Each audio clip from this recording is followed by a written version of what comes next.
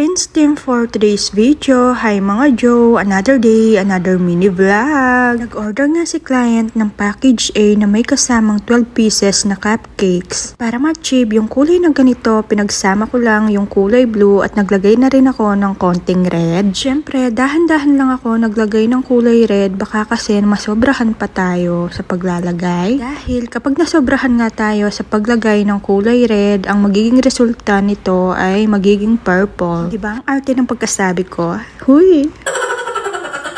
At ewan ko ba lately, wala ako sa mood mag voice over. At ewan ko ba kung bakit, basta ayaw ng katawan lupa ko. At sa pagpapakinis din ng cake natin, nasanay na rin ako gamit itong stainless. Una nga, ayaw kong ginagamit ito dahil mabigat. Pero napansin ko, mas makinis kasi yung cake kapag ito yung gamit ko. Kaya sabi ko, ito na lang yung lagi kong gagamitin. Ang size pala ng cake natin ngayon ay 6x4. Tsaka moist flavor nga po ito, lagi naman. By the way, i-upload ko nga po pala ito sa aking page, kaya maglalambing lang po ako sa inyo, paki-follow and like po ang aking page, parang awan nyo na, huy! Ang dami kasing nagsasabi sa akin na i-upload ko daw yung mga videos ko sa aking page. May FB page naman ako, kaya lang hindi ko masyadong binubuksan. Ilang araw ko din itong pinag-isipan kung lilipat na ba talaga ako sa aking munting page. Baka kasi wala nang manood sa akin. Huy! Kaya parang awa nyo na, lumipat na kayo doon sa aking page. Hala, nagmakaawa na.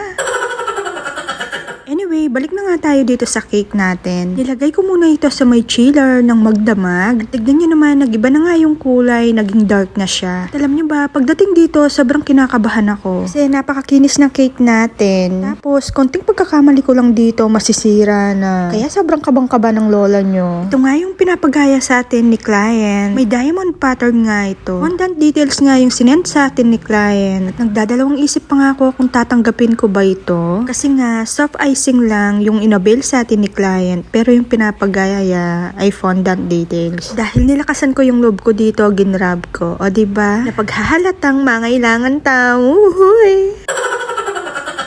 At buti na lang ginrab ko to dahil pwedeng-pwede pala ito sa soft icing. Pala ba ng icing natin?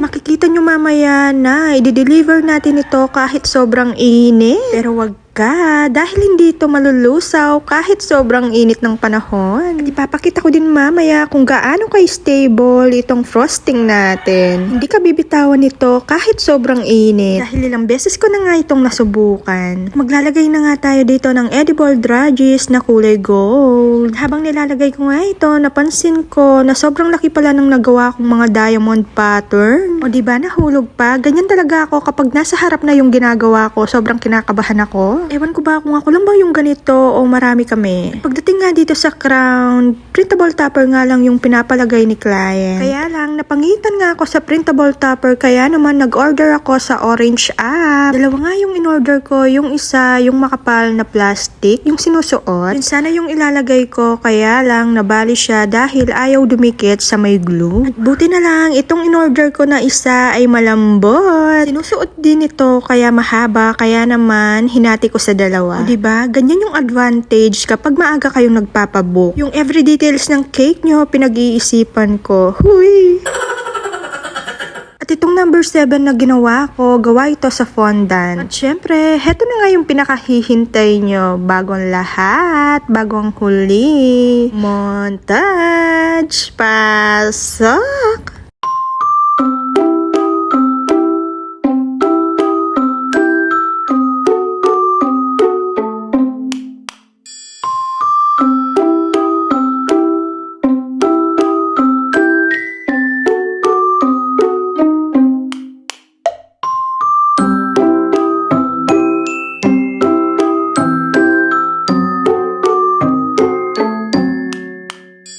Pagkatapos natin gawin itong cake, dito naman tayo sa mga cupcakes. Siyempre, bago kong makalimutan, gusto ko munang magpasalamat sa ating client na si Miss J. Ann Belen from Salangi. Thank you po for trusting and choosing Cakes by Kay sa birthday po ng inyong anak. At nung natapos ko na nga ito, siyempre uulit pa rin tayo, bagong lahat, bagong huli, montage, pasok!